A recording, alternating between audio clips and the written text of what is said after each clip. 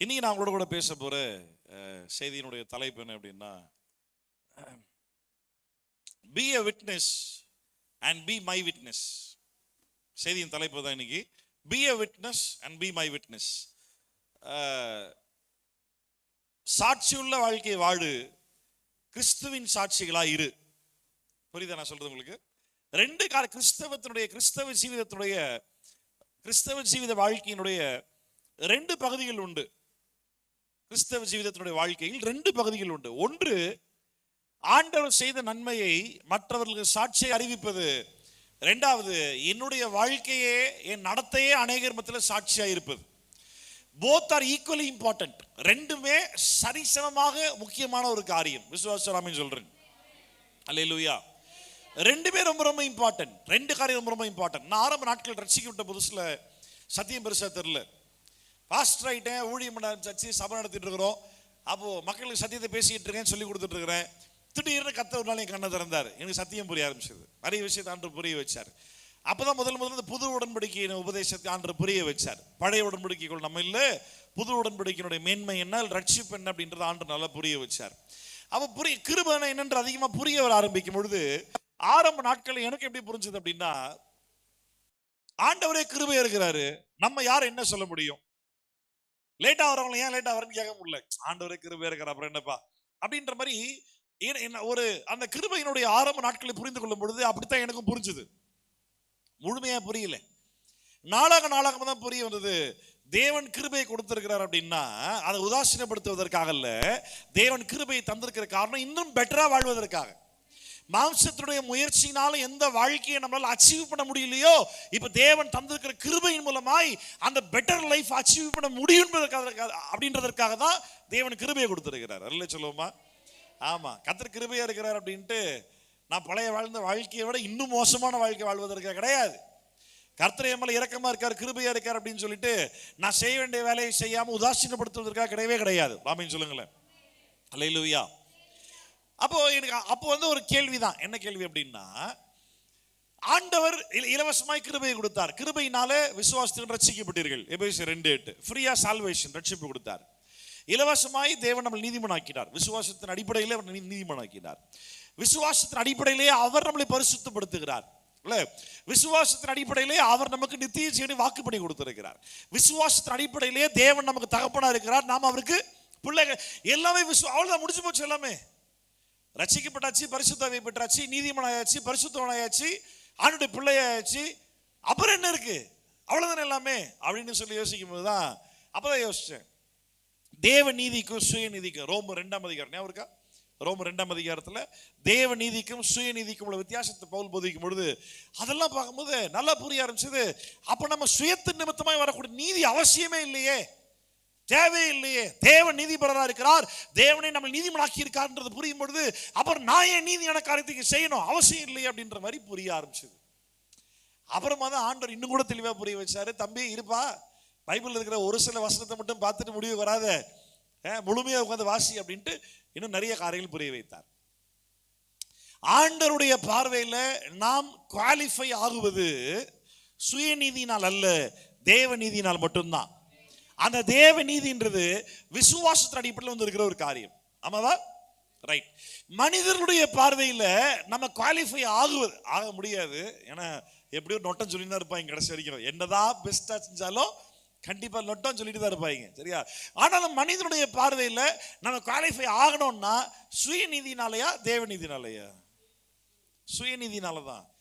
ஆண்டவர் நீதிமன் ஆக்கி இருக்கார் அப்படின்றது ஒரு அவிசுவாசி கிட்ட போய் சொன்னாலோ இல்ல வேலை செய்யற இடத்துல ஒரு ரட்சிக்கப்படாதவங்க கிட்ட சொன்னா அவனுக்கு என்ன புரியுமா? புரியாது. அப்போ நான் அவன் மத்தியில நான் நீதிமானாய் வாழணுமா இல்லையா? அங்க தேவ நீதி வெளிப்படுமா இல்ல சுயநீதி வெளிப்படணுமா? சுயநீதி தான் வெளிப்படும். இப்ப இந்த சுயநீதின்னு சொல்றது பாவத்துக்கு எதுவும் நான் பேசல. தேவ நீதிமன் ஆக்கிட்டாரு, தேவரை நீதிமன் ஆக்கியது நிமித்தமாய் அந்த நீதியின் கிரியைகளிலும் வெளிப்படணும். எதற்காக?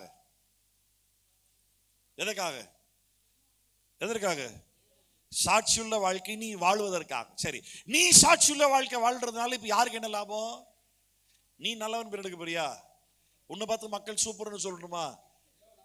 தேவ நாம மகிமைப்படுவதற்காக. இப்ப நல்ல கவனி, இப்போ நான் ஒழுக்கமா ஒரு வாழ்க்கை வாழ்ந்துட்டேன் அப்படின்னா, என் ஆஃபீஸில் கூட வேலை செய்யற ஒரு அன்பிலீவர், அவர் சூப்பர் பாவர், நல்ல மனுஷன் பாவர், அவர் கிறிஸ்டின் பாவர் அப்படின்னு சொல்லிட்டு இயேசுவே உங்களுக்கு ஸ்தோத்திரம் சொல்ல போறாரா? அப்ப நான் சாட்சியுள்ள வாழ்க்கை நான் வாழ்றேன் அப்படின்றப்போ, நான் வாழுகிற சாட்சியுள்ள வாழ்க்கையினால அங்க இருக்க மக்கள் மத்தியில தேவ நாமம் மகிமைப்படுவது எப்படி? இப்ப நீ தப்பு பண்ணா உன்னை திட்டுவானா, உன்னை கும்புற கடவுளை திட்டுவானா? 2 பேரும் சேர்த்து திட்டுவான். மேக்சிமம் நான் வாழ்றது அர்த்தன்ற பூமியில என்னதான் திட்டுறாங்க. நீங்க எந்த பூமியில வாழ்றீங்கன்னு தெரியல.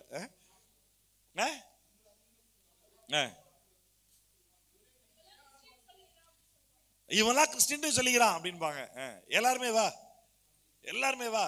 உங்களை சுத்தி ஒரு 10 பேர் திட்டினா எத்தனை பேர் உங்களுக்கு கிறிஸ்டின் திட்ட போறான், எத்தனை பேர் உங்களை திட்ட போறான்? அவுட் ஆஃப் 10 2 பேர் இயேசுவை திட்டுவான், 8 பேர் உடனே திட்டுவான். கரெக்டா? எல்லாருக்கும் ஓகே? எல்லாருக்கும் பொருந்துதா? இப்போ நான் கேட்ட கேள்வி என்ன அப்படின்னா, நான் என்னுடைய சுயத்தில் ஒழுக்கமான வாழ்க்கையை மக்கள் மத்தியில பிரசன்ட் பண்ணணும், வாழ்ந்து காட்டணும். அப்படி வாழ்ந்தால் தேவநாம மகிமைப்படும் அப்படின்னு நம்மளுக்கு எல்லாமே தெரியும். எப்படின்னு கேட்கிறேன். நான் மக்கள் எதிர்பார்க்கக்கூடிய ஒரு சமூக நீதி உள்ள, ஒரு ஒழுக்கம் உள்ள, ஒரு நடவடிக்கைக்குரிய ஒரு வாழ்க்கை எனக்கு இல்லாம, நான் எனக்கு கொடுக்கப்பட்டிருக்க வேலைன்ற பேர்ல என் ஆண்டு நீதிமன் ஆக்கிட்டாருன்னு ஏசுவால பொறுக்கித்தனமா இருந்துட்டு இங்கிட்டு போய் நான் இயேசுவை பத்தி பேசினேன் அப்படின்னா அவன் என்ன சொல்லுவான்? டேய், உன்னோட நானே பரவாயில்ல, பெரிய யோகியம் பண்ணி நீ வந்து கடவுளை பத்தி பேசுறியா என்கிட்ட சொல்லுவானா சொல்ல மாட்டானா? அப்போ நான் வாழ்ற வாழ்க்கை, என்னை சுத்தி வாழ்றவங்க மத்தியில நான் தேவனுக்கு மகிமையாய் சாட்சியா வாழணும் அப்படின்னா 2 காரியங்கள் இருக்கு. ஒன்று, என் வாயை திறந்து சுவிசேஷத்தை அறிவிப்பது நிமித்தமாய் நான் இயேசுவுக்கு சாட்சியா நிற்கிறேன். 1.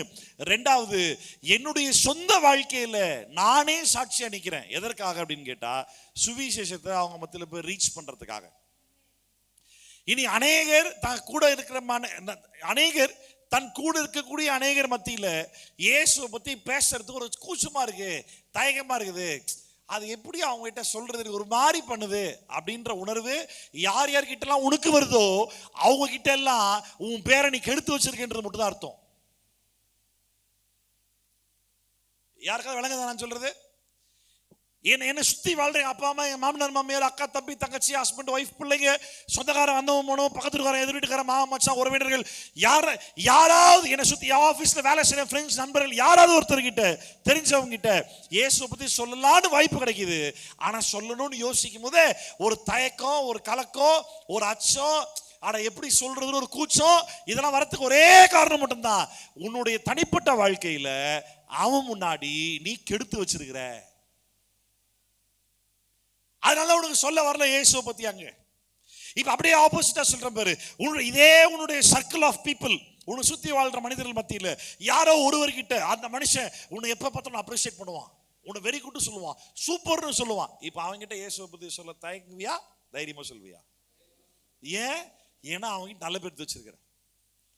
அதே போல யார் என்னை பத்தி சரியான அபிப்பிராயத்துல இல்ல அப்படின்றது தெரிதோ அவங்கிட்ட இயேசுவை பத்தி சொல்றது கூச்சப்படுவோம். சோ ஆண்டவர் எனக்கு கொடுத்திருக்கிற சுவிசேஷ வேலையை நான் இங்க செய்து முடிக்கிறதுக்கு முன்பாக இயேசு வந்தாலோ இல்ல ஒருவேளை நான் செத்து போயிட்டேன் அப்படின்னா நியாயத்தீர்ப்புனால கணக்கு கூட ஒப்புவிக்க நான் கடமைப்பட்டிருக்கேன்.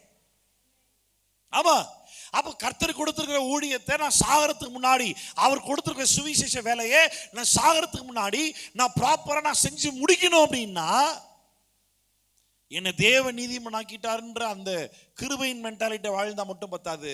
அந்த கிருபையின் மென்டாலிட்டியில் இருக்கக்கூடிய நானு அதை கிரியில காட்டுகிறவனாகவும் நீங்க வாழணும்.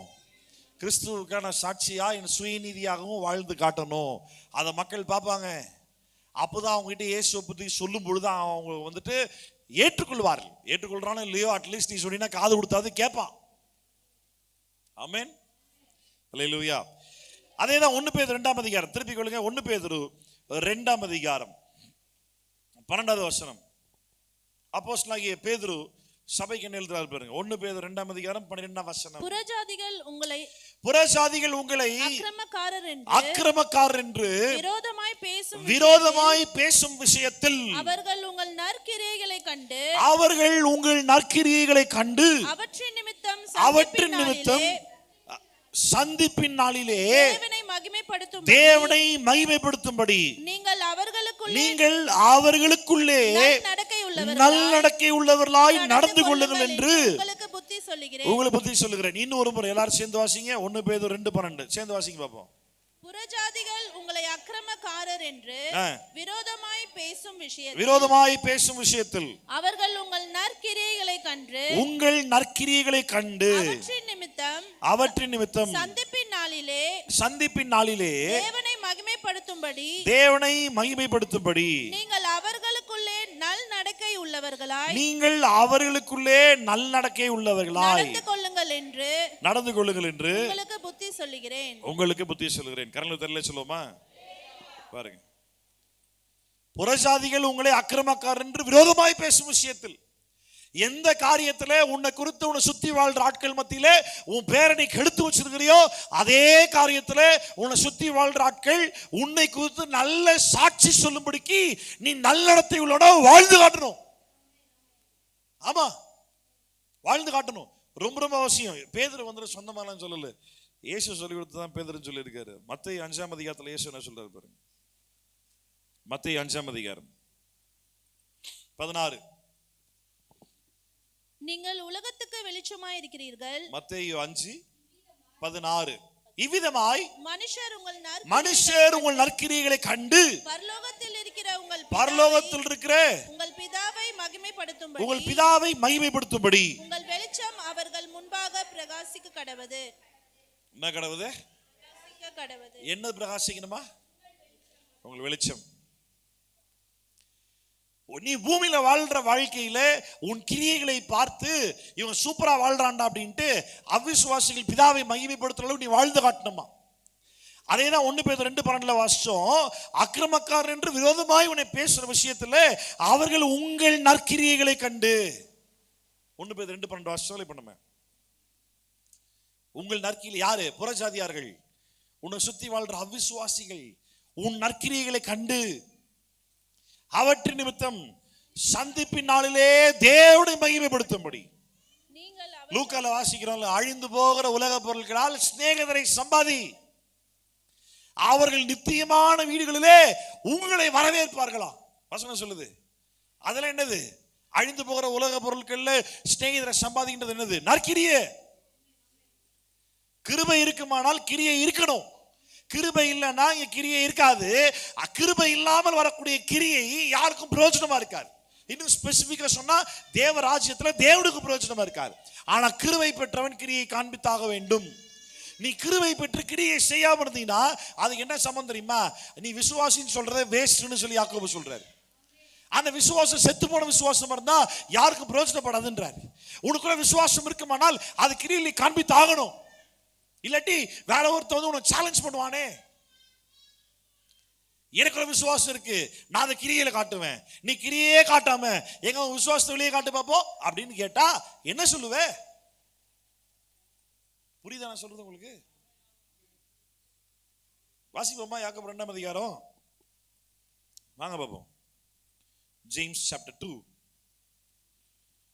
யாக்கோபு 2ஆம் அதிகாரம் 14 இருந்து வாசிக்க போறோம். என் சகோதரரே, ஒருவன் தனக்கு விசுவாசம் உண்டு என்று சொல்லியும் கிரியை இல்லாதவனானால் அவனுக்கு பிரயோஜனம் என்ன? அந்த விசுவாசம் அவனை ரட்சிக்குமோ? ஒரு சகோதரனாவது சகோதரியாவது வஸ்திரம் இல்லாமல் அனுதின ஆகாரம் இல்லாமல் இருக்கும்போது உங்களில் ஒருவன் அவனை நோக்கி நீங்கள் சமாதானத்துடைய போங்கள், குளிர் காய்ந்து என்று சொல்லியும். என்ன இது?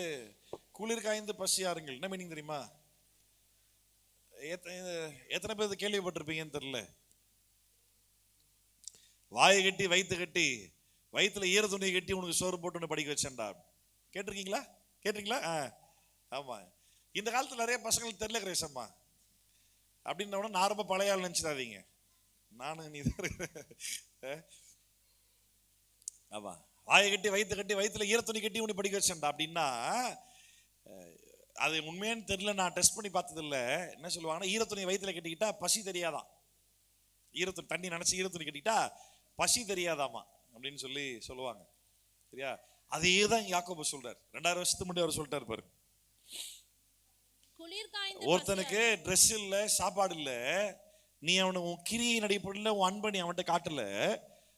ஆனா நீ என்ன சொல்ற, அவன்கிட்ட சமாதானத்தோட போ, குளிர் காய்ந்து பசியாரு என்று சொல்லி சரீரத்திற்கு வேண்டியவைகளை அவனுக்கு கொடாவிட்டால் பிரயோஜனம் என்ன? அப்படியே விசுவாசமும் அதே போலதான் எக்ஸாம்பிள், இது எக்ஸாம்பிள் சொல்லிட்டு சொல்றாரு. அதே போல விசுவாசமும் கிரியை இல்லாதிருந்தால் தன்னில் தானே செத்ததா இருக்கும். நீங்க எல்லாருமே இயேசு விசுவாசிக்கிறேன்னு சொல்றீங்கல்ல, அந்த ஒரு ஸ்டேட்மெண்ட் மட்டும் வச்சுக்கோ. நான் இயேசுவை விசுவாசிக்கிறேன், அதை சார்ந்து கடந்த வாரத்துல என்ன கிரியை பண்ணீங்க சொல்லுங்க. போன சண்டே சர்வீஸ் முடிஞ்சு இப்ப அடுத்த சண்டே நம்ம மறுபடியும் மீட் பண்ணிருக்கிறோம். இந்த லாஸ்ட் 1 வீக் ஆஃப் டைம்ல நான் எல்லாத்துலயும் கேட்கல, இந்த ஒரே ஒரு ஸ்டேட்மெண்ட் மட்டும் தான் கேட்கிறேன். நான் இயேசுவை விசுவாசிக்கிறேன் அப்படின்னு சொல்றீங்கல்ல, அந்த விசுவாச வார்த்தையை சார்ந்து என்ன கிரியைகள் செஞ்சீங்க லாஸ்ட் வீக்ல? சுவிசேஷம் சொன்னீங்க என்னது? சுவிசேஷம் சொன்னீங்க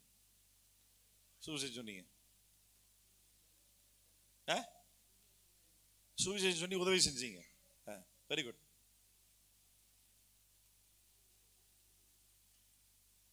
போச்சு, அவுட்டு, கிளீன் போல்டு, அவ்வளவுதான். அத கிரியே இல்லாத விசுவாசம் உன்னை ரட்சிக்குமான்னு கேட்கிறாரு. வசனம் சொல்லுது, உன்னை ரட்சிக்குமா? அப்படியே விசுவாசமும் கிரியை இல்லாத இருந்ததானால் தன்னில் தானே செத்ததா இருக்கும். ஒருவன் உனக்கு விசுவாசம் உண்டு, எனக்கு கிரியைகளும் உண்டு.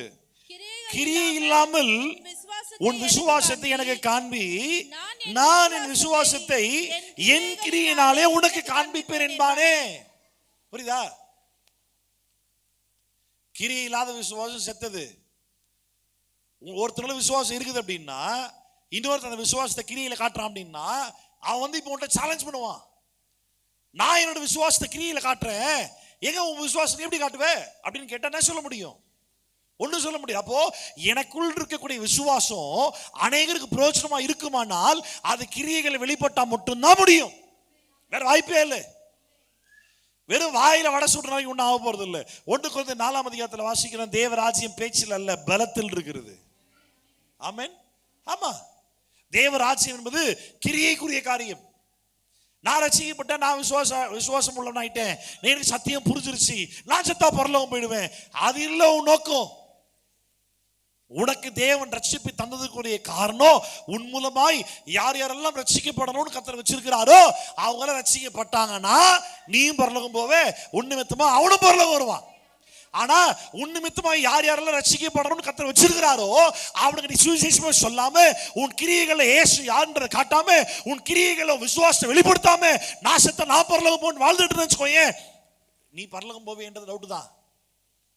ஆனா உன் நிமித்தமா அநேக ரட்சிக்கப்பட்டிருக்கணும் பத்தியா, அப்ப அவன் நிலைமை என்ன ஆகும்? இல்ல, உன் நிமித்தமா நடக்க வேண்டிய காரியத்தை வேற ஒருத்தர் நிமித்தமாய் கர்த்தர் நடத்தி முடிப்பார். தேவராசி நின்று போகாது. கர்த்தர் நியமித்திருக்கிற மனிதன் ஒருபோது பாதாளம் போக மாட்டான். ஆனா ஒரு மனிதன் பரலோகம் வருவதற்காக உன் நிமித்தமாக வச்சிருக்காரு பாரு, அதை நீ செய்யாம போனீங்கன்னா நான் பரலோகம் போயிடுவேன் கனவெல்லாம் பார்க்காது. நான் ஒரு முறை செய்தியில ரொம்ப உணர்த்தப்பட்டு நான் சபையில சொன்னேன், அன்னைக்கு என் மனசுல பதிஞ்சதுதான் இன்னைக்கு வரைக்கும் சொல்லிட்டு இருக்கிறேன். இப்போ கூட ஆண்டவர்கிட்ட கேட்கிறேன், ஆண்டவரே நான் என்ன பண்ணியிருந்தாலும் என்னால பரலோகம் வர முடியாது, நான் என்ன பண்ணாலும் என்னால பரலோகத்துல வாய்ப்பே இல்லை, நுழையவே முடியாது. ஆனா என்கிட்ட எதையுமே எதிர்பார்க்காம உங்களை விசுவாசிக்கிற ஒரே காரணத்துக்காக நான் நுழைய முடியாத ஒரு நித்திய ஜீவன் பரலோகத்தை எனக்காக தரீங்க. ஏன் ஆண்டவரே? எதுக்கு? நான் எதுவுமே செய்யலையே, நான் அந்த அளவுக்கு ஒர்க் அவுட் பண்ணி காட்டலையே, அவ்வளவு பெர்ஃபெக்டான ஒரு வாழ்க்கை வாழலையே. ஆனாலும் என்ன பண்ணாலும் என்னால நுழைய முடியாத ஒரு இடத்திற்கு எனக்கு அந்த இடத்தை அவர் வாக்குத்தத்தம் பண்ணி இலவசமாய் கொடுத்திருக்கிறார். ஏன்னு கேட்டேன். அப்ப நியாய தீர்ப்பு நாள் என்னதான் கேள்வி கேட்க போறீங்க? எதுக்குதான் ஒரு நியாய தீர்ப்பு நாள்? என்னதான் நடக்க போகுது அன்னைக்கு? ரொம்ப சிம்பிள். நீ வர வேண்டிய இடத்துக்கு உன்னால வர முடியாது. நீ வருவதற்கு ஒரு வேலையை செய்யணும். அந்த வேலையை நான் செஞ்சேன். நான் உனக்கு சொன்ன வேலையை நீ செஞ்சியான்னு கேட்பார். பரலோக ராஜ்யத்தை பத்தி ஒரு உவமை இயேசு சொல்றாருல்ல. பரலோக ராஜ்யம் என்பது ஒரு எஜமான் தூர தேசத்திற்கு பிரயாணமாய் போகிறதுக்கு ஒப்பாய் இருக்கிறது. அவன் தன் வீட்டில் இருக்கக்கூடிய வேலைக்காரர் 3 அழைத்து, ஒருவனுக்கு 5 தாலந்து, ஒருவனுக்கு 2 தாலந்து, சத்தமா சொல்லு, 1 தாலந்து கொடுத்துட்டு போயிட்டாராம். எஜமான் எப்போ வருவார்னு தெரியாது, எப்போ வரேன்னு சொல்லிட்டும் போலையா. இந்த 5 தாலந்தை பெற்றவன் இதை வச்சு நீ ஏன் சும்மா இருக்கணும், இதை வச்சு எதனா ஒன்று பண்ணலாமே அப்படின்ட்டு அதை வச்சு அவன் ஒர்க் அவுட் பண்ண ஆரம்பிச்சிட்டான். அந்த தாளந்துகளை வைத்து அவன் செயல்படுத்த ஆரம்பித்தான். அது பெருக ஆரம்பிச்சது, அது வளர ஆரம்பிச்சது. அதே போல 2 தாளந்து உள்ளவனோ இதை வச்சுட்டு ஏன் சும்மா இருக்கணும், ஏதாவது ஒன்று பண்ணலாமே அப்படின்ட்டு கொடுத்ததை வச்சு ஏதோ சம்திங் பண்ண ட்ரை பண்ணா. அது தானே வளர ஆரம்பிச்சது, 2 மடங்கா வளர்ந்தது. இந்த 1 தாளந்து உள்ளவன் பத்திரமா பூட்டி வச்சிட்டானா, மண்ணில் போட்டு புதைச்சி வச்சிட்டான். மண்ணில் போட்டு புதைச்சி வச்சுட்டான். எதிர்பாராத நேரத்தில் திடீர்னு எஜமான் வந்துட்டார். நல்ல கவனி, எஜமான் அந்த தாளந்துகளை கொடுக்கும் பொழுது ஏதாவது ரூல்ஸ் போட்டாரா? அதே போல் ரட்சிப்பை உனக்கு தரும்பொழுது எந்த ரூலும் போடலை, இலவசமாய் ரட்சிப்பை தந்தார். ஆனா அந்த ரட்சிப்பை தொடர்ந்து வேலை இருக்கின்றத அவர் தந்த பரிசுத்த ஆவியானவர் உனக்கு ரிமைண்ட் பண்ணிட்டே இருக்கிறார். அல்லேலூயா. ஆமா, எஜமான் திருப்பி வந்தாரு, கேட்டாரு, 5 தாளந்துல 10 மாத்தனா, இந்தாங்க எஜமானை கொடுத்தான், வாடா உள்ள வாடான்னு கூப்பிட்டாரு. 2 தாளந்து உள்ளவன் 4 ஆக்கிட்டேன் ஆண்டவரே, வாடா உள்ள வாடான்னு கூப்பிட்டாரு. இந்த 1 தாளந்து உள்ளவன் சொல்றான், நீ கடினமான மனுஷன் எனக்கு தெரியும். எந்த அளவுக்கு கடினம் அப்படின்னா, விதைக்காத இடத்துல அறுக்கிறவரும் தெளிக்காத இடத்துல நாட்டுகிறவரும் ஆகிய கடினமான மனுஷன். அப்படின்னா தண்ணியே தெளிக்காத இடத்துல போய் எதனா விதை போட்டா வளருமான்னு பாக்குற ஆள் நீர். விதைக்காமையே அறுவடை அர்த்தம் எடுத்துடலாமா அப்படின்னு நம்ம ஊர் பாஷையில சொல்லணும் அப்படின்னா, இந்த கல்லுல நாறு உரிக்கிற கணக்கு இல்ல. ஆமா, அந்த மாதிரி கடுமையான ஆள் நீங்க. புரியலையா? கல்லுல நாறு உரிக்கிறது. சரி, எச்சக்கையில காக்கா ஓட்டுறது அது தெரியுமா? இதெல்லாம் அப்புறம் என்ன பண்றது போ அப்படின்னா, சாப்பிடுற போது காக்கா ஷூ போன்னு சொல்ல மாட்டானா. அப்படி சொன்னா கையில ஒட்டிக்கிட்டு இருக்க சோத்து பிறகு கீழே விழுந்துருமா, நஷ்டமாயிடுமாமா. ஆமா, அந்த மாதிரி எச்சக்கையில காக்கா ஓட்டது ஆளு. ஆமா, அந்த அளவுக்கு நீ கடுமையான கஞ்சபிஸ்டாரின்னு தெரியும். அதனால என்ன பண்ணேன், பத்திரமா புதைச்சு வச்சுட்டேன், நீங்க கொடுத்ததை நாங்க அப்படியே வச்சுக்க. நிறைய கிறிஸ்தவர்களுக்கு அதுதான் நினைப்பு. நான் ஒழுக்கமா வாழ்ந்து, நான் பரிசுத்தமா வாழ்ந்து, நான் கரெக்டா சர்ச்சைக்கு போய் நான் இருந்தா போதும், நான் பரலோகம் போயிடுறேன். யாரும் சொன்னா உனக்கு ஆண்டு பரலோகம் தரான்னு? நீயா சொல்லிக்க வேண்டியதுதான், ஒன்னும் தர போறது இல்லை உனக்கு. இது திருவிழாவா? இது கிறிஸ்துமஸ் ப்ரோக்ராமா? மாசத்துக்கு ஒரு ப்ரோக்ராம் வரும்போது மட்டும் இயேசு பத்தி பேசிட்டு மற்ற நேரம் நம்ம வேலையை பார்க்கறதுக்கு இல்ல. இது நம்ம மேல் தேவன் வைத்திருக்க அழைப்பு. நான் சாட்சியுள்ள வாழ்க்கையை வாழ வேண்டும் என்பது இயேசு என் மேல வைத்திருக்கிற அழைப்பு. ரொம்ப முக்கியம். சும்மா இல்ல ஏதோ ஒரு நாள் வாய்க்கு வந்தது பேசுறது இல்லை, ஒவ்வொரு நாளும் பேச வேண்டிய காரியம். வாய்ப்பு கிடைக்கும் போதெல்லாம் பேசணும். வாய்ப்பு கிடைக்கலனாலும் வாய்ப்பை ஏற்படுத்தி பேசணும். வாய்ப்பு கிடைக்கும் போது பேசினா நன்மை உண்டாகும். நீயாவே வாய்ப்பு இல்லைன்ற காரணத்துக்காக வாய்ப்பை ஏற்படுத்தி பேசும் பொழுது உன்னை மக்கள் பகைப்பார்கள். ஆனா இயேசு சொன்னாரு, என் நாமத்து நிமித்தமாக நீங்கள் பகைக்கப்படுவீர்கள், ஆனால் நீங்கள் பாக்கியவான்களா இருப்பீர்கள். ஆமா, பூமியில சொத்து சேர்த்து வைக்காத, திருடன் திருட்டு போயிடுவான், பூச்சி அரிசி போட்டு துரும்பேறி போயிடும் மொத்தமா. பரலோகத்துல சொத்தை சேர்த்து வை அப்படின்னாரு. உன் இருதயம் எங்கே இருக்கோ, உன் பொக்கிஷம் எங்கே இருக்கோ அங்கே உன் இருதயம் இருக்கும் அப்படின்னாரு. உன் பொக்கிஷம் எது நினைக்கிற நீ? எதுவும் வாழ்க்கைன்னு நினைக்கிற? உன் மனைவியா, உன் பிள்ளைகளா, உன் புருஷனா? எதுவும் வாழ்க்கை? இது உன் கடமை. வாழ்க்கை இயேசுவுக்காக. அவர் சொன்ன வேலையை செய்யணும், அப்புறமா பொறுப்பை பார்க்கலாம். ஆமா, அவர் சொன்ன வேலையை செய்யாம அநேகர் இன்னைக்கு ஃபேமிலிக்காக ஓடுறேன், குடும்பத்துக்காக ஓடுறேன், இதுலயே வாழ்க்கை ஓடி முடிச்சிருது.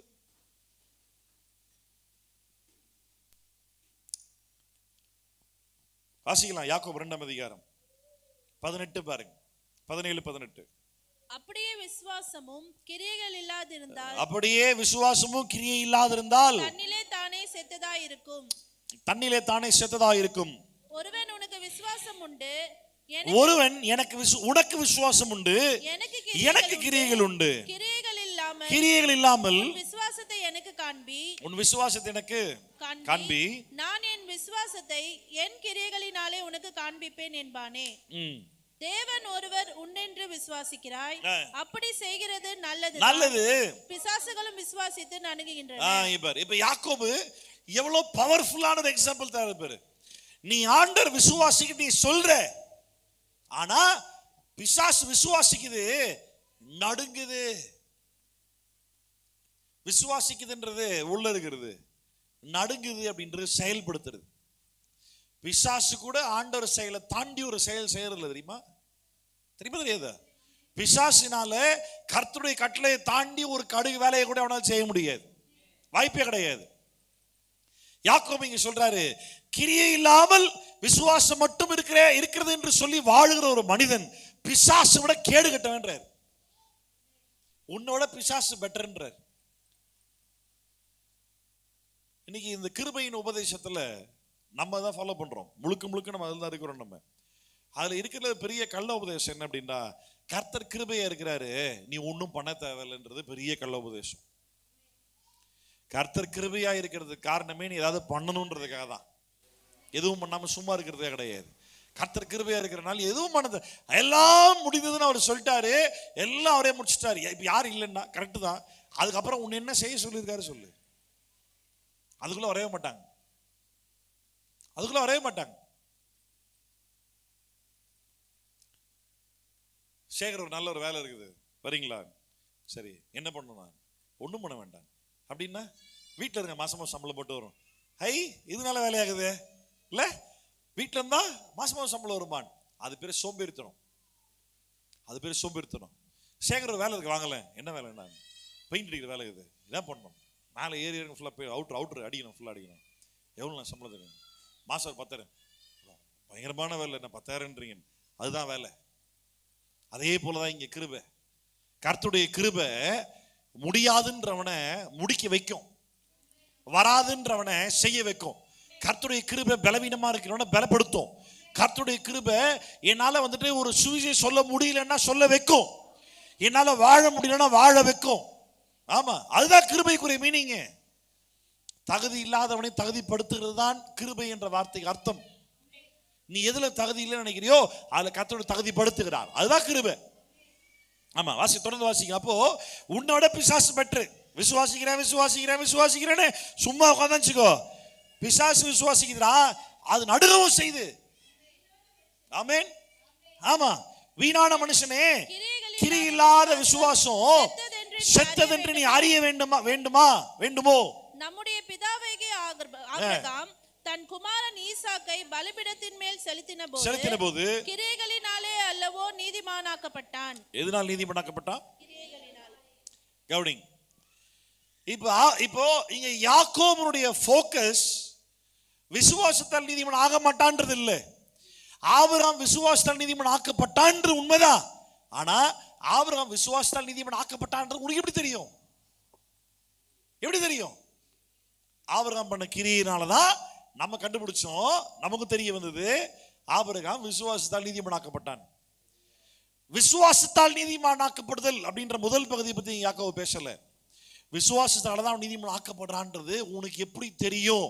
கிரியினாலதான் தெரியும் அப்படின்றது இரண்டாவது பகுதியை பத்தி யாக்கோபு பேசிட்டு இருக்காரு. ஆமென். பைபிள்ல எந்த முரண்பாடும் கிடையாது, கரெக்டா தான் பேசிட்டு இருக்காரு. சரியா? வாசி பாருங்க. விசுவாசம் அவனுடைய 22வது வருஷம் 22. விசுவாசம் அவருடைய கிரியைகளோட கூட முயற்சி செய்து கிரியைகளினாலே விசுவாசம் பூரணப்பட்டது என்று காண்கிறாயே. கவனிச்சீங்களா?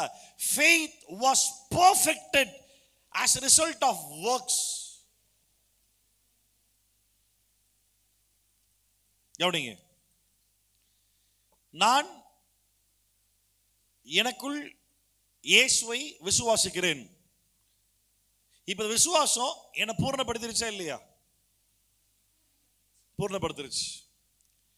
எங்க பூர்ணப்படுத்திருக்கு? என்னை சுத்தி வாழ்ற மனிதர்கள் மத்தியில் இல்லையா, இல்ல தேவனுடைய பார்வைக்கு முன்பாகவா? எஸ், தேவனுடைய பார்வைக்கு முன்பாக என்னுடைய விசுவாசம் என்னை பூர்ணப்படுத்தி இருக்கிறது.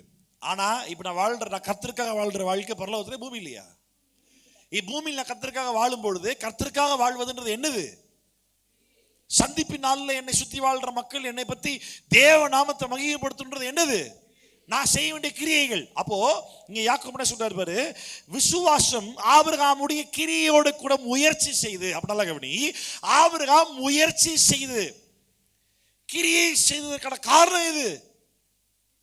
விசுவாசம். கவனிக்கிறீங்களா? மில்டன் கவனிக்கல, சுத்தமா கவனிக்கல.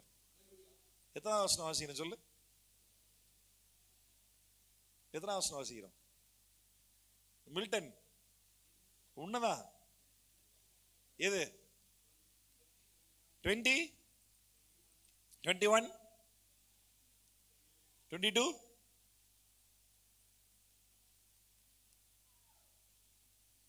22 தான். 22 தான் கரெக்ட். Very good. கவனிங்க, என்னுடைய கிரியை என் விசுவாசத்தோடு சேரும் பொழுது பூர்ணப்படுது. எங்க பரலோகத்துல பூமி இல்லையா? பூமியில பூர்ணப்பட்ட வாழ்க்கை வாழணுமா வாழ வேண்டாமா? கண்டிப்பா வாழணும். அப்படி பூர்ணப்பட்ட வாழ்க்கை இங்க வாழ்ந்தா தானே பரலோகம் போக முடியுமோ? இல்ல. அப்ப வாழ்றதுக்கான அவசியம் என்ன? அப்பதான் யோகியமா வாயை திறந்து சுவிசேஷம் பேச முடியும். இல்லாட்டி பேசினே போடா அப்படின்ட்டு போயிட்டே இருந்துருவாங்க. புரியுதா இல்லையா? இந்த சுவிசேஷ வேலையை செஞ்சு முடிக்காம நான் பரலோகம் போக முடியுமா?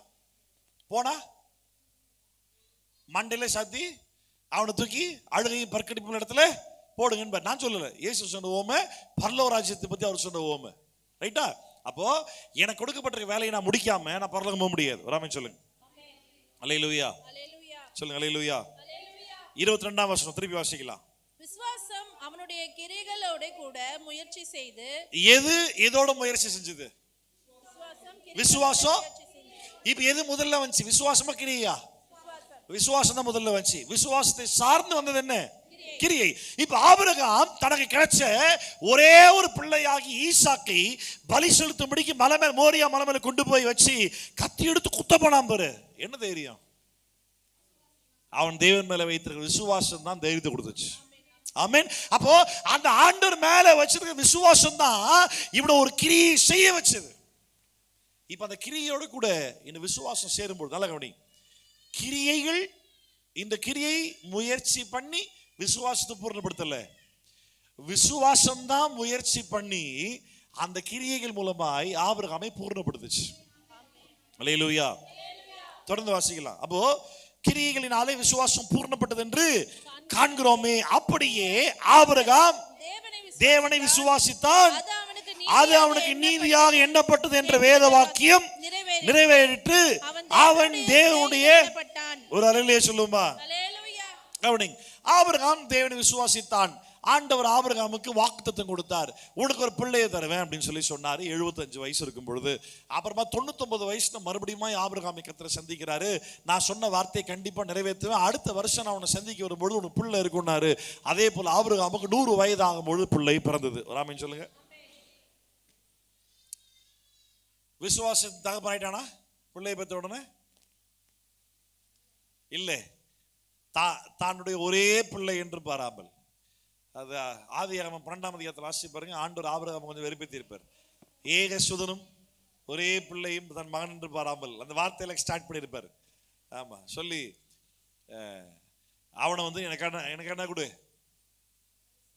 சொல்லு, என்ன கூட ஈசாக்கை எனக்காக என்ன பண்ணு. இப்ப இந்த பிள்ளைய பலியா கொடுத்தாச்சுன்னா அடுத்து ஆபிரகாம் என்ன இல்லை, என்ன இல்லை, பிள்ளை இல்லை. இல்லை இப்ப மட்டும் இவன் பத்தானோ?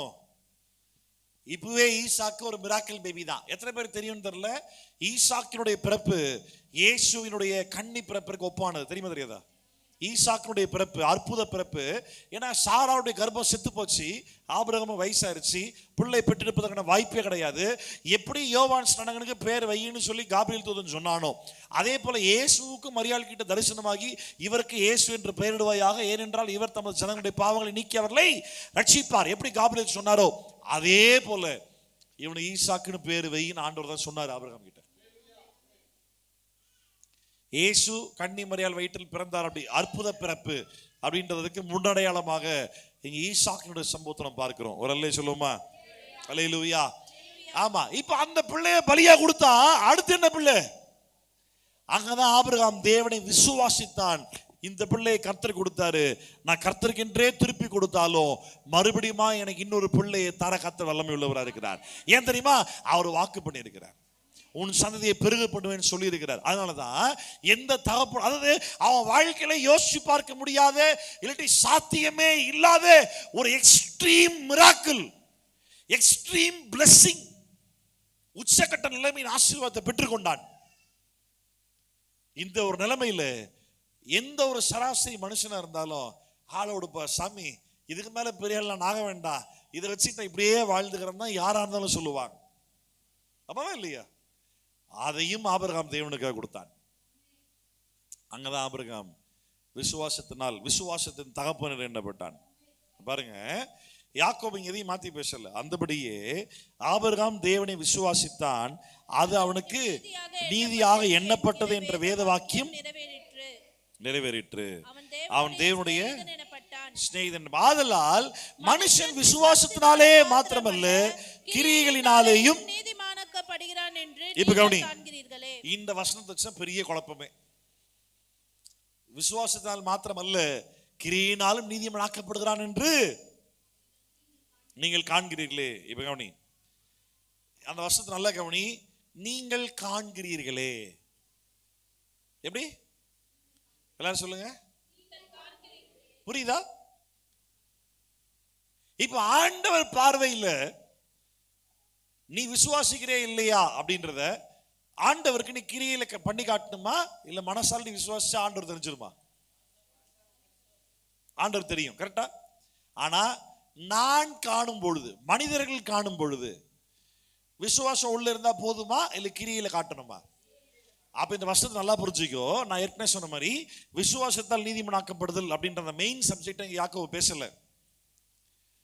விசுவாசத்தால் நீதிமான் ஆக்கப்பட்டவன் கிரியைகளிலும் காண்பிக்கிறான் மக்கள் மத்தியில் அப்படின்ற அந்த இரண்டாவது பகுதி தான் யாக்கோபு பேசிட்டு இருக்காரு. ஆமென். இரண்டாவது பகுதி தான் பேசிட்டு இருக்காரு. இப்ப இரண்டாவது பகுதியில் இரண்டாவது சப்ஜெக்ட்லயே பேசிட்டு இருக்கும்போது இங்க சொல்றாரு, மனுஷன் விசுவாசத்தினால் மாத்திரம் அல்ல அப்படின்னா மக்கள் மத்தியில. இப்ப கவனி, இங்க இருக்கிற நீங்க யாருமே எனக்கு கிரியை செஞ்சு காட்டணும்ன்ற அவசியம் இல்லை. எனக்கு சத்தியம் புரியும், தேவ நீதி என்னன்னு எனக்கு புரியும். சோ உங்களுக்கு புரிஞ்சதை நீங்க என்கிட்ட சொல்லும் பொழுது நீங்க எதுவும் கிரியெல்லாம் ஒன்றும் செஞ்சு காட்ட தேவையில்ல. நீங்க சொல்ற ஸ்டேட்மெண்ட்லேயே கரெக்டா சொல்லும் போது நானும் நம்புறேன், கரெக்டா சொல்றாம்பா ரட்சிக்கப்பட்டிருக்காம்பா நான் சொல்லிடுறேன். அவிசுவாசி மத்தியில சொன்னா புரிஞ்சிருமா? கிரியில காட்டினாதான் புரியும். அப்போ அதான் யாக்கோபு சொல்றாரு, மனுஷன் விசுவாசத்தால் மாத்திரமல்ல அப்படின்னா விசுவாசத்தால் நீதிமான் ஆகலைன்னு சொல்லல, அப்படி சொல்லியிருக்காரு. விசுவாசத்தால் நீதிமான் ஆகலைன்னு சொல்லியிருக்காரா? விசுவாசத்தால் மட்டும் நீதிமானாக்கப்படல, அந்த விசுவாசத்தினால கிரியை காட்டுறான் பத்தியா, அதனாலும் நீதிமான் ஆக்கப்படுகிறான் என்பதை நீங்கள் காண்கிறீர்களே. இதே தான் மேலே ஆரம்பிக்கிறார். ஒருத்தவன்ட்ட வரா, பசியா வரா, குளிர் காய்ந்து பசியாரு, சமாதானத்தோட போ அப்படின்னா, ஏண்டா ஏண்டா அப்படி பண்றீங்க? ஒருத்தன் எனக்குள்ள விசுவாசம் இருக்கு, இன்னொருத்தன் தான் விசுவாசத்தை கிரியில காட்டுறான் அப்படின்னு சொல்லும் பொழுது நீ அதை வச்சு காட்டுவ? கிரியில தான் காட்டி ஆகணும். அதுக்கு எக்ஸாம்பிள் டக்குன்னு ஆபிரகாம் கொண்டு வர்றாரு. ஆபிரகாம் என்ன பண்ணா? விசுவாசத்தினால் நீதிமானாக்கப்பட்டான் அப்படின்றத ஏற்கனவே வேதவாக்கியம் சொல்லுது. வேதவாக்கியம் சொல்லுது, ரைட்டு. இப்ப ஆபிரகாம் விசுவாசத்தால் நீதிமானாக்கப்பட்டான் எனக்கு எப்படி தெரியும்? அவன் தன் பிள்ளைய பலி செலுத்தும் போது அல்லவோ நான் கண்டு கொண்டேன் விசுவாசத்தால் ஆபிரகாம் நீதிமானாக்கப்பட்டான் அப்படின்றது. அப்போ அவன் விசுவாசத்தினால் நான் புரிஞ்சுக்கிட்டேனா, இல்ல ஆபிரகாம் கிரியினால் நான் புரிஞ்சுக்கிட்டேனா? கர்த்தர் பார்வை இல்லை, விசுவாசத்தால் நீதிமானாக்கப்படுற அவர் தந்த விசுவாசத்தை கிரியில காட்டும் பொழுது, கிரியைகளை மக்கள் பார்க்கும் பொழுது மக்களும் ஒரு நீதிமானாக காண்கிறார்கள். Both are equally important. First is very very important. விசுவாசத்தால் நீதிமானாக்கப்படுவது அது கர்த்தர் பார்வையில் அப்படியே பெர்ஃபெக்ட்டா நடந்துருது, அது எதுவுமே தேவையில்லை. விசுவாசத்தால் மட்டுமே நீதிமானாக்கப்படுற. ஆனா இங்க மனிதர்கள் பார்வையில் நீ நீதிமானாய் வாழணும், வாழ்ந்துதான் ஆகணும். அதோட அவசியம் என்ன தெரியுமா? அப்போதான் நீ சுவிசேஷம் சொல்லும் பொழுது அவன் ஏத்துக்குவான், இல்லாட்டி ஏத்துக்க மாட்டான். அப்ப நீ சுவிசேஷம் சொல்லணும், அவன் ஏத்துக்கணும். அப்பதான் நீ பரலோகத்துல போய் ஆண்டவர்கிட்ட ஒழுங்கா கணக்கு கொடுக்க முடியும். ஆமென். அப்ப அதுக்காக வேற வழியே இல்லை. உனக்குள் இருக்கிற விசுவாசத்தை சுவிசேஷ வார்த்தையாய் அறிவிப்பதற்கு முன்னாடி உன் தனிப்பட்ட வாழ்க்கையில கிரியைகளை நீ காண்பித்தாகணும். எத்தனை பேர் புரியுது நான் சொல்றது? அல்லேலூயா. That is very important. ஆமென். இதுதான் 1 பேதுரு 2:12 உள்ளார வாசிச்சோம். 1 பேதுரு 2:12 மறுபடியும் வாசிச்சிரோமா? 1 பேதுரு 2:12 மறுபடியும் வாசிக்கலாம். புறஜாதிகள் உங்கள் அக்கிரமக்காரர் என்று விரோதமாய் பேசும் விஷயத்தில் அவர்கள் உங்கள் நற்கிரியைகளை கண்டு அவற்றின் நிமித்தம் சந்திப்பின் நாளிலே தேவனை மகிமைப்படுத்தும்படி நீங்கள் அவர்களுக்குள்ளே நல்நடக்கை உள்ளவர்களாய் நடந்து கொள்ளுங்கள் என்று உங்களுக்கு புத்தி சொல்லுகிறேன். அப்படியே 2ஆம் அதிகாரத்திலே 20ஆம் வசனம் பாருங்க. நீங்கள் குற்றம் செய்து அடிக்கப்படும் 19 வாசி. ஏனெனில் தேவன் மேல் பற்றுதலாய் இருக்கிற மனசாட்சியின் நிமித்தம் ஒருவன் அநியாயமாய் பாடுபட்டு உபத்திரவங்களை பொறுமையோடு சகித்தால் அதுவே பிரீதியாய் இருக்கும். தேவன் மேல் பற்றுதலாய் இருக்கிற மனசாட்சி நிமித்தம் யாராவது ஒருவர் அநியாயமாய் பாடுபட்டா அது ஆண்டவருக்கு பிரியமா இருக்குமா? நான் என்ன சொன்ன பத்தியா, மக்கள் மத்தியில நீ சுவிசேஷம் சொல்லுவது உன் வேலை, உன் கடமை. நீ அதை வாய்ப்பு கிடைக்கும் போது சொன்னீனா கேட்பா இல்லை கண்டுக்காம போயிடுவான். ஆனா யாரும் கேட்க மாட்டேங்கிறான் ஒரு வாய்ப்பை ஏற்படுத்தி நீ சொல்ல ட்ரை பண்ணும் பொழுது சும்மா இருக்கிறவன் நோன்ற கதையிடும், அவன் திருப்பி உனக்கு அகைன்ஸ்டா வருவான். அப்ப கர்த்தருடைய நாமத்து நிமித்தமாய் அவர் மேல் பற்றுதலா இருப்பது நிமித்தம் நீங்க வாழ்ந்து காட்டினீங்கன்னா நீ எல்லாரும் பகைக்கப்படுவ. அது ஆனா ஆண்டவர் அது பிரியமா இருக்குமா? அல்லேலூயா. பவுல் கிட்ட ஆண்டவர் சொன்ன அதே வார்த்தை தான், என் நிமித்தம் நீ எவ்வளவாய் பாடுபட வேண்டும் என்பதை நான் உனக்கு காண்பிப்பேன் அப்படின்னாரு. அப்படி அதுலயே 20ஆம் வசனம் வாசிங்க பாப்போம். 1 Peter 2:20. நீங்கள் குற்றம் செய்து அடிக்கப்படும் பொழுது பொறுமையோடு சகித்தால் அதனால என்ன கீர்த்தி உண்டு. நீங்கள் நன்மை செய்து பாடுபடும் போது பொறுமையோடு சகித்தால் அதுவே தேவனுக்கு முன்பாக பிரீதியாய் இருக்கும். அடுத்த வசனம், இதற்காக நீங்கள் அழைக்கப்பட்டும் இருக்கிறீர்கள். எதற்கு பவுன் ஆண்டு அழைச்சிருக்காரு? எதுக்கு அழைச்சிருக்கிறாரு?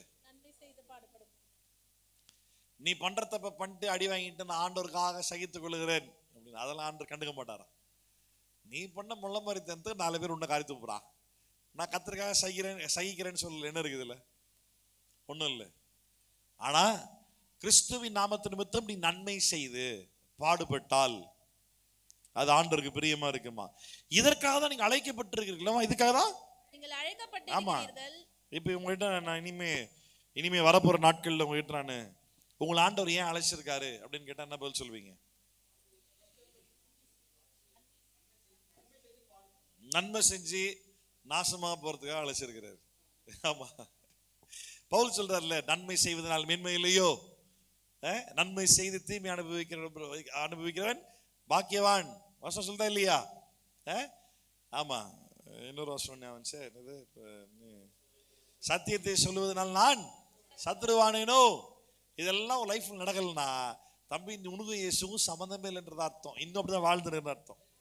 இதெல்லாம் நடந்தாதான் இயேசு சொன்ன மாதிரி உன் வாழ்க்கை போனாதான் கரெக்டா, ஓகே கரெக்டா தான் லைஃப் போகுதுன்னு அர்த்தம். சரியா? அப்போ இதற்காகவே நீங்கள் அழைக்கப்பட்டிருக்கிறீர்கள். ஏனெனில் கிறிஸ்து உங்களுக்காக பாடுபட்டு நீங்கள் தம்முடைய அடிச்சுவடுகளை தொடர்ந்து வரும்படி உங்களுக்கு மாதிரியை பின்வைத்து போனார். என்ன பண்ணாரா? எக்ஸாம்பிள் செட் பண்ணிட்டு போயிருக்கார் இயேசு. அதை தான் நம்மளும் வாழ்ந்து காட்டணும். ராமன் சொல்லுங்களேன். சரி, இதை பத்தி எந்த அளவுக்கு வசனங்கள் சொல்றது வாசிக்கலாம். வெளிப்படுத்தின விசேஷம் 12ஆம் அதிகாரம். வெளிப்படுத்தின விசேஷம் 12ஆம் அதிகாரம் 11வது வசனம். வெளிப்படுத்தின விசேஷம் 12.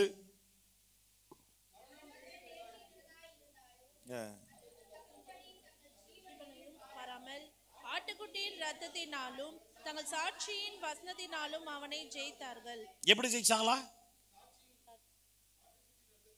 ஆட்டுக்குட்டியின் இரத்தத்தினால மாத்திரம் இல்லையாம்பா, தங்கள் சாட்சியின் வசனத்தினாலும் அவனை. பிசாசு மேற்கொள்றது 2 வாய்ப்புகள் இருக்கு. ஒண்ணு இயேசுவின் இரத்தத்தால, ஒண்ணு. ரெண்டாவது அதே இயேசுவின் இரத்தத்தால நீ வாழ்ற சாட்சியுள்ள வாழ்க்கையினாலேயும் இந்த உலகத்துல பிசாசு ஜெயிக்க முடியும். மறந்துடாத வசனம் மறுபடி வாசி. மரணம் நேரிடுகிறதா இருந்தாலும் அதற்கு தப்பும்படி தங்கள் ஜீவனையும் பாராமல் செத்தாலும் சாவரம் பரவாயில்ல, ஆனா இயேசுவின் நாமத்தினாலே சாட்சியுள்ள வசனத்தாலே நான் பிசாசை ஜெயிக்காம விட மாட்டேன். அந்த ஒரு வைராக்கியம் கிறிஸ்தவனுக்குள்ள இருக்கணும். ஆமென். ஆமா, அந்த ஒரு வைராக்கியம் கிறிஸ்தவனுக்குள்ள இருக்கணும். மரணமே வந்தாலும் பரவாயில்ல. என்ன சொல்லுவது? மரணம் நேருகிறதா இருந்தாலும் அதற்கு தப்பும்படி தங்கள் ஜீவனையும் பாராமல். உங்க உயிரை விட இந்த உலகத்துல உனக்கு எது விலையேற பெற்றது? உன் உயிரை விட இந்த உலகத்துல எது விலையேற பெற்றது? பிள்ளைகளா, மனைவியா, அப்பா அம்மாவா, ஃப்ரெண்ட்ஸா, யாரு? உன் ஜீவனை விட இந்த உலகத்தோட இம்பார்ட்டன்ட் யார்? ஒன்றும் இல்லை, உன் உயிர் தான் உனக்கு இம்பார்ட்டன்ட். நீ வாழ்ந்தா சம்திங் செய்யலாம், நீ வாழலாம் முடிஞ்சிச்சு, அவள் தான். ஆனா அதை விட ஒரு முக்கியமான விஷயம் அப்படின்னா, இயேசுவின் ரத்தத்தினாலும் சாட்சியுள்ள வசனத்தை, அப்படின்னா பைபிள் வசனம் இல்லை, நான் சாட்சியா வாழ்றேன்றது என் வாயால் நான் சொல்றது, சாட்சியின் வசனத்தினாலும் சாத்தானை ஜெயித்தார்கள். That is very very important. இது ரொம்ப ரொம்ப முக்கியம், ரொம்ப ரொம்ப முக்கியம். மறுபடியும் ஒரு முறை சேர்ந்து வாசிங்க. மரணம் நேடுகிறதா இருந்தாலும், மரணமானாலும் அதற்கு தப்பும்படி தங்கள் ஜீவனையும் பாராமல், ஜீவனை கூட பொறுப்பெடுக்காம ஆட்டுக்குட்டியின் ரத்தத்தினாலும் தங்கள் சாட்சியின் வசனத்தினாலும் அவனை ஜெயித்தார்கள். ரொம்ப முக்கியம். இதை பவுலுடைய சொந்த லாங்குவேஜ்ல பவுல் எந்த அளவுக்கு எக்ஸ்பிளைன் பண்றாரு பாப்போமா? கலாத்தியர் 2ஆம் அதிகாரம், கலாத்தியர் 2ஆம் அதிகாரம் 20ஆம் வசனம், கடைசி 2 வசனங்கள் எப்படி பவுல் எப்படி எக்ஸ்பிளைன் பண்றாரு பாருங்க. கிறிஸ்துவுடனே கூட சிலுவையில் அறையப்பட்டேன், ஆயினும் பிழைத்திருக்கிறேன். இனி நான் அல்ல, கிறிஸ்துவே எனக்குள் பிழைத்திருக்கிறார். நான் இப்பொழுது மாம்சத்தில் பிழைத்திருக்கிறதோ என்னில் அன்பு கூர்ந்து எனக்காக தம்மை தாமே ஒப்பு கொடுத்த தேவனுடைய குமாரனை பற்றும் விசுவாசத்தினாலே பிழைத்திருக்கிறேன். கரங்களை உயர்த்தி ஒரு அல்லேலூயா சொல்லுங்க பாப்போம். வாழ்றது நான் இல்லை, எனக்குள்ள இயேசு வாழ்றாரு. அப்படியே நான் அந்த மாம்சத்துல பிழைத்திருக்கிறேன்னு சொல்றேன் பத்தியா? அது எதுக்காக நினைக்கிற? என் மேல அன்பு வச்ச, எனக்காக தம்மை தாமே ஒப்பு கொடுத்த இயேசுவின் மேல வைத்திருக்கிற விசுவாசத்தால பொழைச்சுன்னு. எவ்வளவு பெரிய வார்த்தை இல்ல? நான் வாழல, இது வாழ்க்கை எந்த இல்லை, எப்பயோ செத்து போயிருந்திருக்கணும். ஆனா இயேசு எனக்கு ஜீவனை கொடுத்தார். நான் வாழல, எனக்குள்ள இயேசு வாழ்ற. ரட்சிக்கப்பட்டபடினால இன்னும் பிழைத்திருக்கிறேன், இயேசு எனக்குள்ள வாழ்றது. ஆனா மாம்சத்துல இன்னும் உயிரோடு இருக்கேன் பத்தியா? அது எப்படி தெரியுமா? ஒன்றும் இல்லை, ஏன்னா என்னை நேசிக்கிற இயேசுவுக்காக என்னுடைய ஜீவனை காப்பாற்றணும்னு சொல்லி இயேசு பண்ண தீர்மானத்தினால், அவர் மேல் நான் வைத்திருக்கிற விசுவாசத்தினால் நான் இன்னும் பிழைத்திருக்கிறேன். எவ்வளோ ஒரு பவர்ஃபுல்லான ஸ்டேட்மெண்ட்ல. அதனால அப்படி பிழைக்கிற நம்ம என்ன பண்ணக்கூடாதான்? தேவனுடைய கிருபை விருதாவாக்குறது இல்லை. என்ன பண்றது? அடுத்த வருஷம் பாருங்க, அடுத்த வருஷம் என்ன அர்த்தம் அப்படின்னா, என்ன அர்த்தம் அப்படின்னா, நான் கிருபையை வேஸ்ட் பண்றது இல்லை. நான் என்னதான் என் கிரியைகளின் அடிப்படையில் கிறிஸ்து எனக்குள் வாழுகிறார்ன்றதை மக்கள் மத்தியில் வாழ்ந்து காட்டினாலும், இன்றைக்கு எல்லா கிரியைகளுக்கும் காரணம் நான் அவர் மேல வைத்த விசுவாசம், நான் அவர் மேல வச்ச விசுவாசம். அந்த விசுவாசம் தான் என்னை இன்னைக்கும் நிக்க வச்சிருக்குது. அந்த விசுவாசம் தான் இன்னைக்கு எனக்கு கிரியை செய்ய வைக்குது. அப்ப அல்டிமேட்டா பார்த்தா விசுவாசம் தான் எல்லாமே. அந்த விசுவாசத்தோட கிரியை இல்லைன்னா நீ விசுவாசிக்கிறதே பிரயோஜனம் இல்லாமல் போயிடும், பிரயோஜனம் இல்லாமல் போயிடும். 1.5 லட்ச ரூபா 1 லட்ச ரூபா கொடுத்துட்டு கீபோர்டை வாங்கி வாசிக்கிறதே இல்லைன்னா அப்புறம் எதுக்கு வாங்கிட்டு இல்லை? 10,000 ரூபா கொடுத்துரு மைக்கை வாங்கிட்டு பேசுறதே இல்லை, பத்திரமா உள்ள பூட்டி வச்சுக்கணும்னா எதுக்கு வாங்கிட்டு இல்லை? ஆமாவா இல்லையா? 50,000 ரூபா கொடுத்து ஒரு ஃபோன், 1 லட்ச ரூபா கொடுத்து ஒரு டேப் வாங்கிட்டு பயன்படுத்தாம பத்திரமா பீரோல பூட்டி வச்சா எதுக்கு வாங்கிட்டு? ஆமாவா இல்லையா? அதே போலதான் தேவன் மேல வைத்திருக்கிற விசுவாசம் எனக்குள்ள இருக்குன்னு சொல்லிட்டு அந்த விசுவாசத்தை எல்லளவும் பயன்படுத்தவே இல்லை அப்படின்னா அப்புறம் எதுக்கு அந்த விசுவாசம்? அதான் சொல்றாரு, விசுவாசம் செத்துச்சு, அந்த விசுவாசம் செத்து போனதா இருக்குதுன்றாரு. ஆவியின் வரங்கள் நம்ம 1 கொரிந்தியர் 12ஆம் அதிகாரத்துல பார்க்கும் பொழுது, ஆவியின் வரங்கள் ஆண்டவர் எதற்காக கொடுத்தார்? நாம் பிரயோஜனப்படுத்தவா இல்லை எல்லாரும் பிரயோஜனப்படவா? சொல்லுங்க, நான் பிரயோஜனப்படவா இல்லை எல்லாரும் பிரயோஜனப்படவா? எது? வரங்கள். ரட்சிப்புன்றது வரப்பிரசாதமா இல்லையா? வரமா இல்லையா? என்ன சம்பாதிச்சிங்களா? ரட்சிப்புன்றது வரமா இல்லையா? இப்ப வரங்கள் எனக்கு பிரயோஜனப்படுத்துறதுக்காகவா பிறருக்கு பிரயோஜனப்படுத்துறதுக்காகவா? ரட்சிப்புன்றது வரமா இல்லையா? அந்த ரட்சிப்புன்ற வரம் எந்த விதத்துல உங்களுக்குள்ள இருந்து மற்றவர்களுக்கு பிரயோஜனப்படுதுன்னு மட்டும் சொல்லுங்களேன். கிரியையினாலதான். என் கிரியைகளில் நான் சாட்சியுள்ள வாழ்க்கையை வாழ்வேன். ஆனால் இது தீமோத்திக்கு பவுல் சூப்பரா சொல்லியிருப்பார் பாருங்க. 1 தீமோத்தி, எந்த அளவுக்கு உன்னுடைய நடத்தை இருக்கணும், உன் கிரியைகளின் அடிப்படையில எந்த அளவுக்கு நீ வாழ்ந்து காட்டணும்னு சொல்லி 1 தீமோத்தி 4ஆம் அதிகாரம் 12ஆம் வசனம். உன் இளமையை குறித்து ஒருவனும் உன்னை அசட்டை பண்ணாதபடிக்கு நீ வார்த்தையிலும் நடக்கையிலும், இரண்டாவது நடக்கையிலும், அன்பிலும், மூணாவது அன்பிலும், ஆவியிலும், நாலாவது ஆவியிலும், விசுவாசத்திலும், அஞ்சாவது விசுவாசத்திலும், கற்பிலும். இங்க கற்பன்றது தூய்மை, பரிசுத்தம், நல்லடத்தை, பியூரிட்டி கற்பு. விசுவாசிகளுக்கு மாதிரியா இரு. பாருங்க, கிருபையை பத்தி அதிகமா பேசின பவுல் தீமோத்தின்ற பாஸ்டருக்கு கொடுக்குற அட்வைஸ் பார்த்தீங்களா? உன் இளமை குறித்து ஒருவனும் உன்னை அசட்டை பண்ணாதபடிக்கு உன் செய்கைகள், இது என்னென்ன செய்கைகள்லாம் போட்டிருக்காரு, இதெல்லாம் கவனமா இரு. இதுல ஒண்ணுத்துல கூட உன்னை யாரும் என்ன பண்ற கூடாது, அசட்டை பண்ற கூடாது. ஜாக்கிரதை. என்ன பண்ணும்?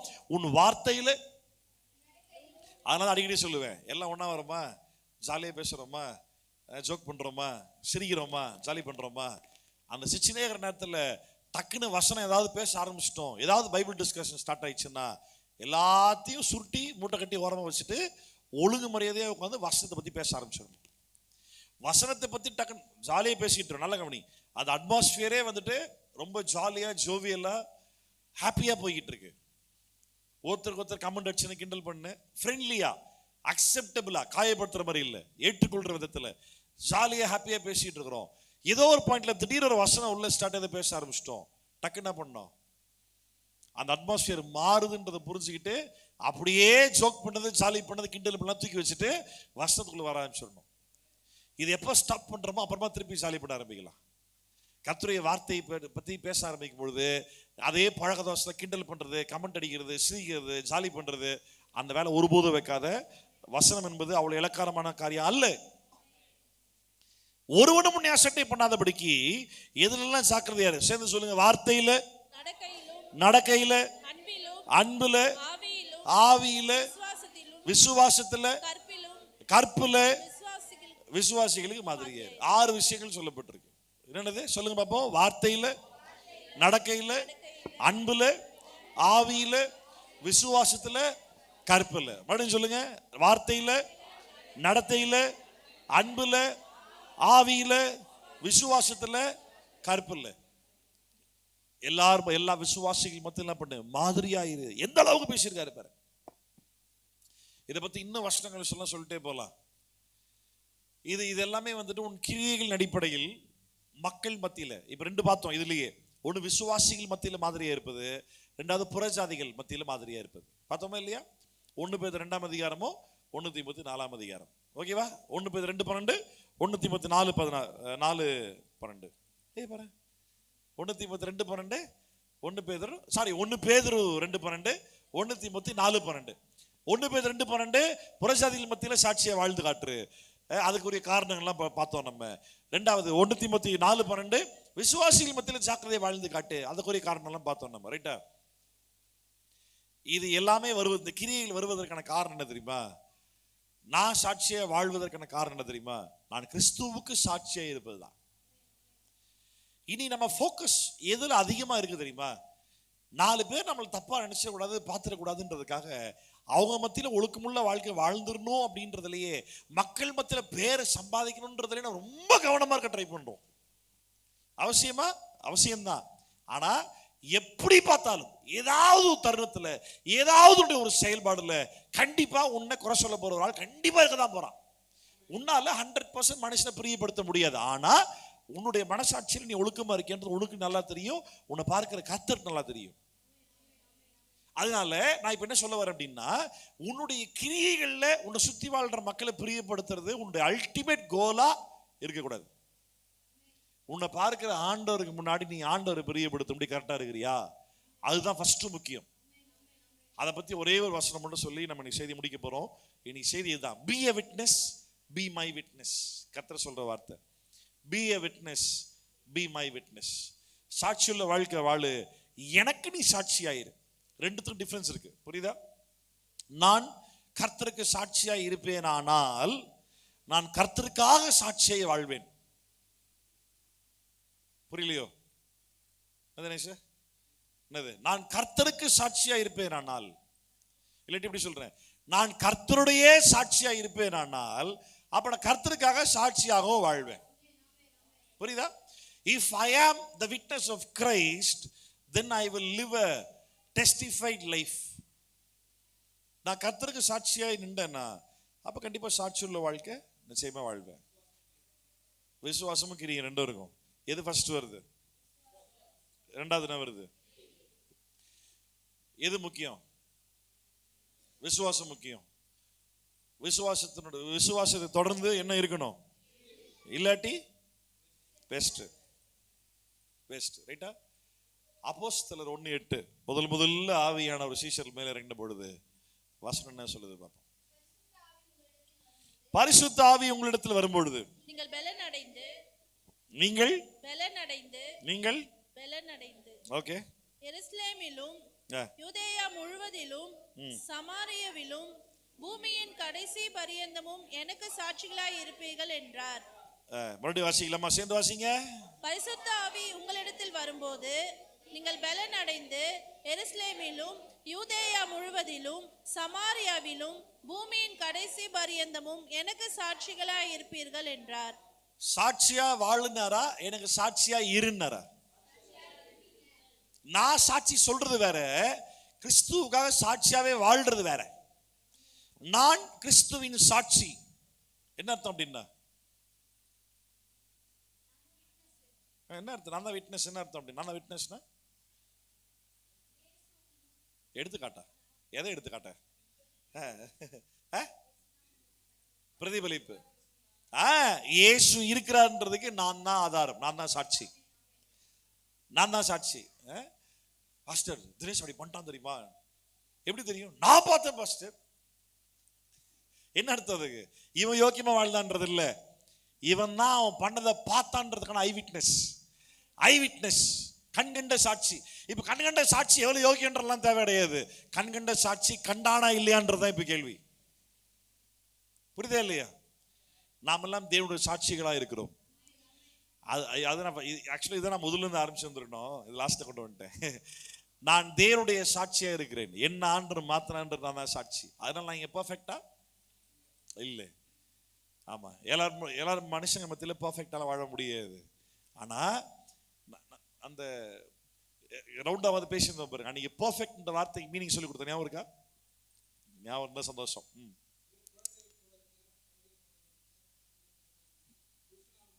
குழந்தைகளை ஏற்றவில்லை. வெரி குட் தினேஷ், கர்த்தர் ஆசீர்வதிப்பார். அப்படியே வர்ஷிப் டைம்ல நல்லா வர்ஷிப் பண்ணா இன்னும் சந்தோஷமா இருக்கும். ஆமா, வெரி குட். அப்போ நான் கிறிஸ்துவுக்கு சாட்சியா இருக்கிறேன்.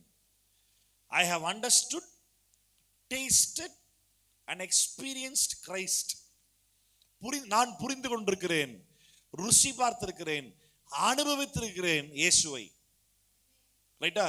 ஆமா. சோ இப்ப நான் எவ்வளவு யோக்கியமா வாழ்றதுல கேள்வி, என்ன அவர் மாத்துறது உண்மையா அப்படின்றதான் கேள்வி. அப்போ நான் அவருக்கு சாட்சி. ஐ ஆம் ஹிஸ் விட்னஸ். என்ன அவர் மாத்தினது நான் தான் அவருக்கு சாட்சி. இப்போ இதை மட்டும் சும்மா போய் சொன்னா இவனை ஏத்துக்க மாட்டான், யாரும் ஏத்துக்க மாட்டாங்க. அதனால மனிதர்கள் எதிர்பார்க்கக்கூடிய ஒரு நீதியுள்ள வாழ்க்கை எனக்கு ரொம்ப சேலஞ்சிங்கா இருந்துச்சு. இப்ப இயேசுவால மாற்றப்பட்டபடினால அந்த நீதியுள்ள வாழ்க்கை இப்ப ரொம்ப சிம்பிளா இருக்கு, ஈஸியா இருக்கு. மக்கள் மத்தியில் சாதாரண வாழ்ந்து காட்டு போயிட்டே இருக்கிறோம், அப்படியே இயேசுவை பத்தி பேசிட்டு போயிட்டே இருக்கிறோம். எல்லாவற்றையும் எல்லாருக்குள்ளும் நடப்பிக்கிற தேவன் ஒருவரே. அல்லேலூயா. 1 கொரிந்தியர் 4 18 வாசிக்கலாம். 1 கொரிந்தியர் 4 18 நான் உங்களிடத்திற்கு வருகிறது இல்லை என்கிறதற்காக சிலர் இருமாப்படைந்திருக்கிறீர்கள். ஆகிலும் கர்த்தருக்கு சித்தமானால் நான் சீக்கிரமாக உங்களுக்கு வந்து இருமாப்படைந்திருக்கிறவருடைய பேச்சை அல்ல. ஆமா, நான் ஆண்டருக்காக அதை பண்றேன் இதை பண்றேன் வாயில சொன்னா பத்தாது, நீ என்ன பண்றன்ற செயல் நான் பார்ப்பேன், அந்த கிரியை நான் பார்க்கணும். சும்மா என்கிட்ட இதை பண்ண அதை பண்ண அவங்ககிட்ட சொன்ன எத்தனை ஆத்தும் ஆதாயம் பண்ணுன்னு சொல்லு. எத்தனை பேர்ட்ட இயேசுவை பத்தி பேசணுன்றது இல்லை, ஏதாவது ரெண்டு காரியங்கள் இருக்கு. இயேசுவை பத்தி ஒருத்தங்கிட்ட சொல்றது ஈஸி, பார்க்குறவங்கலாம் சொல்லிட்டு போயிட்டே இருந்துடலாம். இந்த கைப்பிரதி தருவாங்க ரோட்ல நின்று, எதுவுமே பேச மாட்டான். படிச்சு பாருங்க பிரதர், படிச்சு பாருங்க பிரதர். அவன் படிக்கிறானே இல்லையா, காசி குப்பத்தில் போட்டுற அதெல்லாம் பார்க்க மாட்டான். படிச்சு பாரு, குத்துருவான். அந்த மாதிரி இயேசு நம்பு, இயேசு நம்பு, இயேசு ஏற்றுக்கோ, அதை சொல்றது ஈஸி. ஆனா ரெண்டாவது பகுதி என்ன தெரியுமா? அந்த எந்த நபருக்கு இயேசுவை பற்றி நீ பேசினியோ அந்த நபர்கிட்ட லாஸ்ட் டைம் என்ன பேசினது ஞாபகத்தில் வச்சு அடுத்த முறை சந்திக்கும் பொழுது அதோட தொடர்ச்சியை நீ தொடர்ந்து பேசுறியா? அதுதான் ஆத்துமாதாயம். அது முக்கியம். ஏதோ ஒரு தடவை பேசின விட்டேன், நம்ம அவன் கேட்க மாட்டான் பாஸ்டர். நீ யார் சொல்றதுக்கு? அவன் கேட்க மாட்டான், அவனே சொன்னான் பாஸ்டர். அதை சொல்றது அவன் யாரு? கர்த்தர் முடிவு பண்ணிட்டார்னா வந்துதான் ஆகணும். அவன் இல்லையா? ஆண்டர் மேல வச்சிருக்க விசுவாசத்தை பெருசா வைக்காம அவன் சொன்ன வார்த்தையை பெருசா எடுத்துக்கிட்டு அவன் கேட்க மாட்டான் அவனே சொல்லிட்டான் பாஸ்டர் விட்டு போயிடலாமா? ஒரு முறை ஒருவரிடத்தில் ஒரு தரம் இயேசுவை பற்றி பேசுவது பெரிய காரியம் அல்ல. யாரிடம் எப்பொழுது இயேசுவை குறித்து என்ன பேசினாய் என்பதை ஞாபகத்தில் வைத்து அவருடைய தொடர்ச்சியை தொடர்ந்து பேசுற பத்தியா, அதுதான் அந்த ஆத்மாவை ரட்சிப்புக்குள்ள வழிநடத்துவதற்கு உனக்குள் இருக்கிற அந்த ஆத்ம பாரத்தை குறிக்குது, வெளிக்காட்டுது. ஆமென். ஆமா, நான் கர்த்தருக்கு சித்தம் பண்ணால் நான் சீக்கிரமாய் உங்களிடத்தில் வந்து இருமாப்பு அடைந்திருக்கிறவருடைய பேச்சை இல்லை, அவருடைய பலத்தை அறிந்து கொள்வேன். தேவனுடைய ராஜ்யம் பேச்சில் அல்ல, பலத்திலே உண்டாயிருக்கிறது. உங்களுக்கு என்ன வேண்டும்? நான் பெரம்போடு உங்களிடத்தில் வர வேண்டுமோ? பெரம்போடு உங்களிடத்தில் வர வேண்டுமோ? அல்லது அன்போடு அன்போடும் சாந்தமுள்ள சாந்தமுள்ள ஆவியோடு ஆவியோடும் வர வேண்டுமோ? ஆமா, கர்த்தர் சீக்கிரம் வர போறாரு. அவர் வரும்போது பெரம்போடு வந்து அடி வாங்க போறியா, இல்லாட்டி அவருடைய அன்பை சுதந்திரிக்கும்படிக்கு உண்மை முத்தம் உள்ள ஊழியக்காரனே உன் எஜமான் நித்தியத்தில் பிரவேசி என்ற வார்த்தை கேட்க போறியா? தீர்மானித்துக் கொள்ளுங்க. கர்த்தருக்கு சாட்சியா இருங்க, சாட்சி உள்ள வாழ்க்கை வாழுங்க. கர்த்தருடைய சித்தம் திட்டம் உங்க வாழ்க்கையில் நிறைவேறிட்டோம். கர்த்தர் பெரிய காரியங்களை செய்யட்டும். கண்களை மூடி நாம் ஜெபிக்கலாம். நல்ல பிதாவை நன்றியோடு துதிக்கிறோம். ஆசீர்வதிக்கப்பட்டது நல்ல இரவிலைக்காய் நன்றி ஆண்டவரே. நீ நல்லவரப்பா. வெறுமையான பாத்திரமாகி எங்களை உம்முடைய வார்த்தையினாலும் பரிசுத்த ஆவியினாலும் வல்லமையினாலும் கர்த்தர் நிரப்புவீராக. உமக்காய் நாங்கள் கிரியைகள் செய்யத்தக்கதாய் எங்களுக்குள் இருக்கிற விசுவாசம் கிரியைகளால் பலன் கொள்ளத்தக்கதாய். ஆண்டவரே, ஆபிரகாமுடைய விசுவாசம் அவன் கிரியையோடு கூட முயற்சி செய்து அந்த விசுவாசம் பூர்ணப்பட்டது என்று வேதத்தில் வாசிக்கிறது போல, ஆண்டவரே நாங்களும் உங்க மேல வச்சிருக்கிற விசுவாசம் எங்களுடைய கிரியைகளோடு கூட சேர்ந்து முயற்சி செய்து அதை எங்களை பூர்ணப்படுத்தும் நாங்கள் செபிக்கிறோம். ஆண்டவரே உதவி செய்யுங்கப்பா, உதவி செய்யுங்க ஆண்டவரே. இந்த நாள் கர்த்தரோடு பேசின வார்த்தைகளுக்காய் உமக்கோடான கூடி நன்றி செலுத்துகிறோம். பெரிய காரியங்களை செய்யுங்க, எங்களோட கூட இருந்து நடத்துங்க, உணர்த்தி வழி நடத்துங்க. ஒவ்வொரு நாளும் எங்களோட ஆண்டு பேசுங்க. எங்க மேல வச்சிருக்கிற உங்களுடைய சித்தம் பரிபூர்ணமாய் நிறைவேறட்டும். நன்மை செய்து சுவிசேஷம் அறிவித்து நற்கிரியைகளை செய்து அதன் நிமித்தமாய் தீங்குகளை அனுபவிப்பதற்காகவே நாங்கள் அழைக்கப்பட்டிருக்கிறோம் என்று வேதம் சொன்னதை நாங்கள் மறந்து போகாதபடிக்கு